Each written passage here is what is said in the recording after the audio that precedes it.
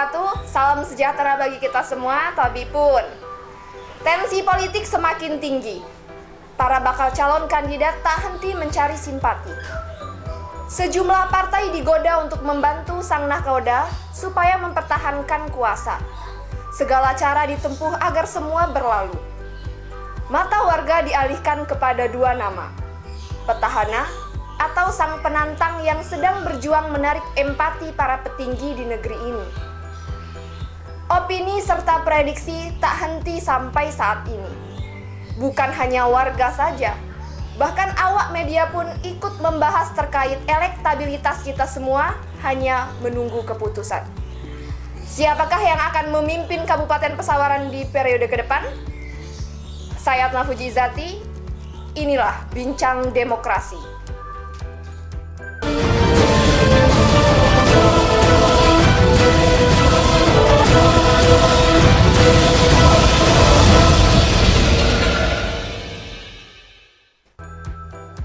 Menakar peta politik di Kabupaten Pesawaran.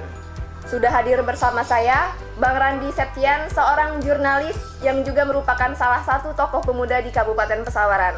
Assalamualaikum warahmatullahi wabarakatuh, Bang. Waalaikumsalam warahmatullahi. Gimana nih kabarnya? Sehat, alhamdulillah. Oke, terima kasih ya Bang sebelumnya karena sudah meluangkan waktunya berkenan hadir untuk kemudian kita bisa sharing di Bincang Demokrasi. Jadi Unix TV kemarin tempo hari nih mendengar dan kemudian membaca secara langsung tulisan yang Abang tulis di media begitu. Nah, kemudian kita tertarik nih Bang untuk kemudian mengupas dari isi dari tulisan Abang. Ini bisa diceritain nggak Bang gimana kemarin itu? Ya sebagai jurnalis ya, jadi kita kemarin melihat awalnya itu saat ada hasil dari rapat dengar pendapat Komisi 2 dengan Mendagri Ya. Yang memutuskan bahwa pilkada tetap digelar di bulan Desember. Itu kita tertarik, apalagi Pesawaran jadi salah satu yang ikut kontestasi dari 8 kabupaten kota di Lampung.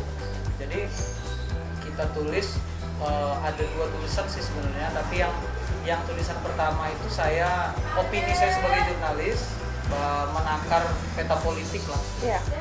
Karena kan kita tahu sekarang dengan diadakannya pilkada di bulan Desember besok, berarti harus ada strategi baru dari bakal calon yang akan maju. Sebenarnya itu prinsip awalnya tulis. Dan ya mudah-mudahan kita, kalau saya sebagai jurnalis menulis bisa sedikit membantu lah dalam arti kata bisa memilih pemimpin seperti apa sih yang perlu untuk Kabupaten Pesawaran. Oke, nah dari kacamata Bang Randi sendiri nih, dari sudut pandang jurnalis, ini menurut Abang siapa sih Bang calon-calon nih yang akan muncul yang mempunyai potensi yang besar untuk kemudian bisa maju di kontestasi pilkada serentak ini? Dalam perspektif wartawan sebenarnya agak sedikit lebih mudah menebaknya karena saya beberapa kali, ada 3-4 kali saya tanya Ketua KPU Pak Yatin bahwa apakah independen bisa, ternyata tidak bisa. Jadi independen itu sudah dipastikan tidak akan ikut pilkada karena tahapannya sudah lewat. Nah, jadi kalau melihat dari sudut pandang itu, sekarang perahu politik menjadi kartu as lah untuk siapa-siapa saja yang akan mencalonkan diri. Jadi bakal calon juga dituntut untuk bagaimana menarik simpati agar dipercaya partai-partai tersebut seperti itu. Jadi kira-kira siapa aja nih Bang nama-nama yang kemungkinan akan muncul untuk kemudian bisa tarung di kontestasi pilkada di 2020 ini? Kalau prediksi bisa ya, cuma karena partai-partai juga belum memberikan rekomendasinya secara menyeluruh. Memang kita bisa lihat surat tugas beberapa partai sudah diberikan ke petahana, tentunya Denny Ramadona, Partai Demokrat, kalau nggak salah P3 dengan Golkar, seperti itu ya. Tentunya dengan kenyataan ini saya yakin petahana akan kembali mencalonkan diri, itu sudah pasti ya Bang ya. Pastilah. Terus nama lain ya kita tunggu. Sementara ini Bapak M. Nasir juga masih berjuang kan. Terus ada Bapak mantan Bupati Pesawaran Aris Sandi, ya artinya semua berpeluang. Tapi kembali lagi karena independen nggak bisa, ya akhirnya kita masih menunggu partai-partai ini seperti itu. Nah, dalam situasi bencana pandemi COVID-19 seperti sekarang ini, Bang, ini sudah banyak calon yang kemudian terjun langsung ke masyarakat, memberikan bantuan berupa berbagi masker, sembako, dan lain sebagainya, sebagai bentuk peduli mereka ke masyarakat. Nah, ini kira-kira mempunyai pengaruh yang besar tidak, Bang, kepada simpati dari masyarakat terhadap calon? Pengaruh yang pertama sebenarnya kepada masyarakat. Jadi kita ini mungkin hikmah dari pilkada diadakan sehingga bakal calon banyak yang terjun ke masyarakat. Saat masyarakat membutuhkan bantuan, kita juga apresiasi semua pergerakan, walaupun itu ada kaitan dengan pilkada, terserah lah. Saya kutip ucapan Bapak Faisaluddin beberapa waktu lalu, ya masyarakat itu butuh beras. Jadi kalau ada bakal calon yang turun ke bawah, ya kita harus bersyukur. Itu yang pertama, mendapatkan untung sebenarnya masyarakat. Yang kedua, kalau kita lihat secara politis ya semua bakal ada pengaruhnya. Contoh, bakal calon siapa sih, dia turun ke bawah, dia membagi-bagikan bantuan segala macam, dan hampir semua sudah turun. Itu akan berpengaruh sih kepada masyarakat. Tapi ya mau percaya atau tidak, ya petahana tetap orang bakal calon yang paling diuntungkan. Kenapa? Karena intensitas dia kepada masyarakat, seperti yang saya tulis kemarin di tulisan itu, ada intensitas Pak Dendi ke masyarakat itu lebih banyak pastinya. Karena program-program Pemkab itu kan dia 11 kecamatan ada semua programnya. Nah seperti itu. Tapi bukan berarti peluang yang lain itu tidak ada, karena saya lihat Pak Nasir juga turun ke bawah, ada nama-nama di awal-awal Pak Fadil Hakim juga yang niat nyalon itu turun juga ke bawah. Seperti itu. Nah, kemudian Bang, klaim branding sebagai putra daerah ini laku nggak sih Bang dijual di masyarakat? Nah, itu tulisan saya kedua. Tulisan saya yang kedua tentang isu putra daerah itu memang paling laku. Di mana-mana pilkada isu putra daerah itu paling laku. Namun berefek atau tidak? Kenapa? Karena kalau kita masih mau punya pemimpin seorang putra daerah, banyak hal yang harus kita siapkan. Terutama kapital, kan gitu, seperti modal itu sangat diperlukan. Karena seperti yang tulisan saya itu, political cost untuk pilkada memang besar gitu.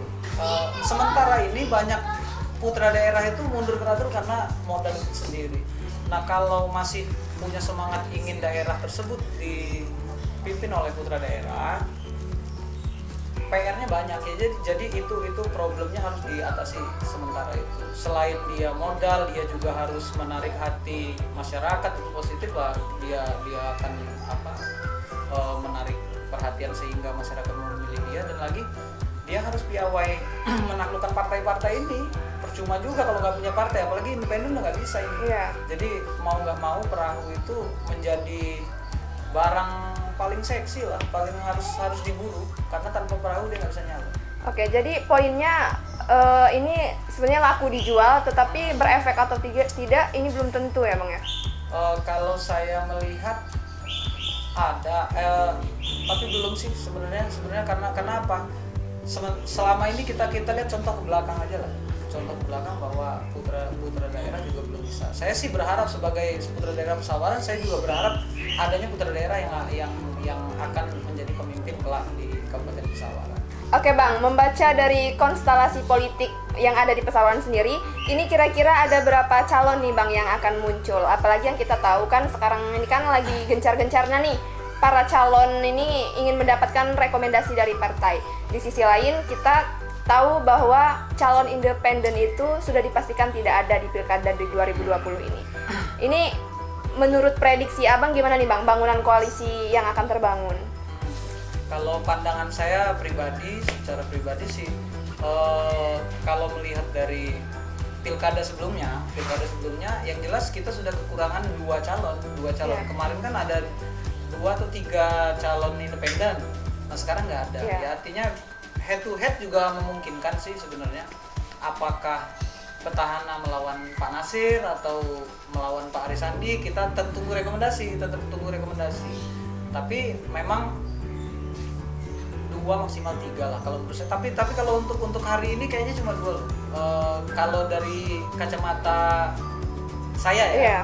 cuma 2 karena ada beberapa partai yang sudah memberikan surat tugasnya. Ada beberapa partai juga yang sebelumnya berkoalisi dengan untuk mendukung pasangan Dermawan sebelumnya, seperti PKS belum memberikan rekomnya, tapi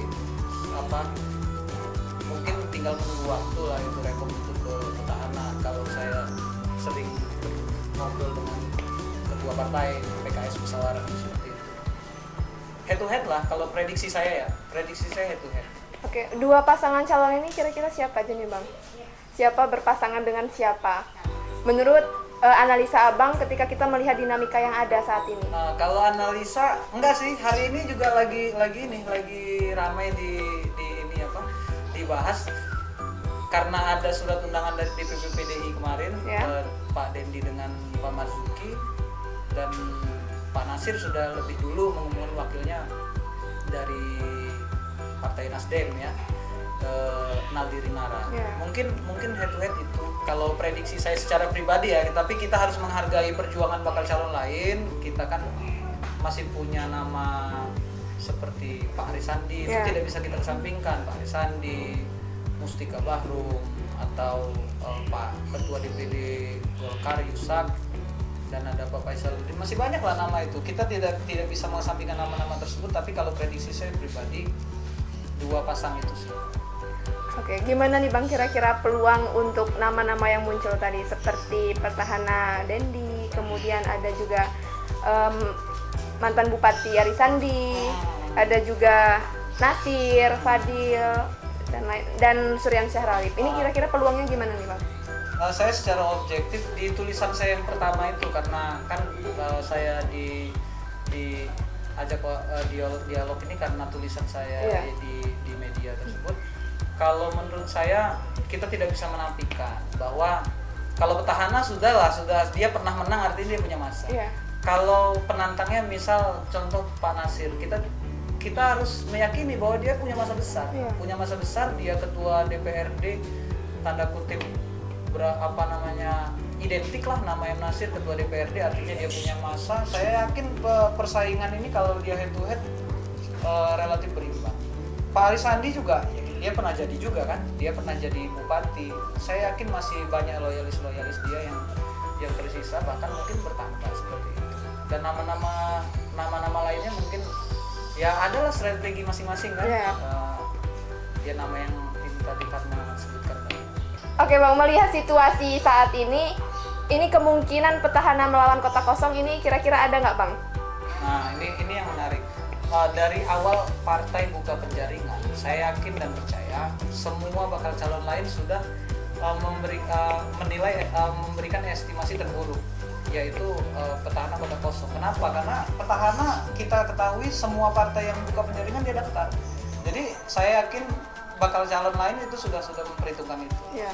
Tapi saya mengajak tidak fokus ke sana lah. Kita juga harus mengapresiasi, menghargai apa yang dilakukan oleh bakal calon lain dalam meraih simpati partai-partai tersebut. Kalau saya tidak fokus ke kota kosong itu, saya yakin demokrasi akan berjalan dengan baik. Walaupun kota kosong pun namanya tetap demokrasi lah, karena ada aturannya sudah dibuat kan. Tapi jangan fokus ke sana lah. Pada intinya kita harus hargai perjuangan baik Pak Nasir, Pak Aris Sandi atau yang lain, kita harus hargai seperti itu. Oke, terakhir Bang, sebagai klimaks dari bincang kita hari ini, closing statement-nya dong Bang. Ya, sebelumnya saya ucapkan terima kasih kepada Unik TV yang telah memberikan kesempatan untuk saya diwawancarai. Ini kesempatan langka ya, wartawan ditanya, jurnalis ditanya. Tapi karena saya juga pamit dengan senior-senior di Kabupaten Pesawaran, bukan berarti saya menggurui atau lebih pintar, tidak. Karena Unik TV telepon kemarin berkaitan dengan tulisan-tulisan saya juga memiliki keyakinan saya harus saya juga punya hak untuk berbicara terkait tulisan ya Bang Iya. ya, seperti itu. Dan kita juga, saya mengajak untuk semua mengapresiasi petugas medis yang masih berjuang melawan COVID-19, PMK Pesawaran yang semua bahu-membahu melawan COVID-19 ini. Ya, mudah-mudahan bincang kita pada sore hari ini tidak mengurangi respek kita terhadap petugas medis, dan kita doakan semoga wabah ini cepat berlalu sehingga masyarakat bisa melanjutkan kehidupan yang lebih normal lagi. Amin ya rabbal Nah, alamin. ini saya juga mengajak buat semua bakal calon, jika nanti pilkada diadakan Desember dan ada pertarungan apa itu head to head atau apapun itu, Ya. saya mengajak untuk mensosialisasikan ke masyarakat bahwa pilkada ini buat kemakmuran masyarakat. Jadi jangan sampai ada konflik di dalam masyarakat, karena secara logika saja demokrasi itu diadakan untuk kemakmuran masyarakat. Bupati itu dipilih supaya bisa membangun daerah itu untuk kemaslahatan masyarakat. Seperti itu. Jadi kalau ada konflik di masyarakat, artinya semangat awal dilakukannya demokrasi itu juga tidak berjalan, kan seperti itu. Saya sih berharap seperti itu. Terima kasih. Oke, semoga apa yang menjadi harapan dari Bang Randy Septian bisa terwujud, dan bagaimanapun tensi politik yang akan terjadi di Kabupaten Pesawaran semoga tidak menghilangkan keseimbangan di masyarakat. Terima kasih ya Bang ya atas waktunya hari ini. Sama-sama. Bisa bincang demokrasi bersama Unix TV. Dan terima kasih juga untuk Anda pemirsa Unix TV yang telah menyaksikan bincang demokrasi sampai dengan selesai. Saya Atma Fuji Izati beserta tim kru yang bertugas pamit undur diri. Sampai jumpa. Wassalamualaikum warahmatullahi wabarakatuh.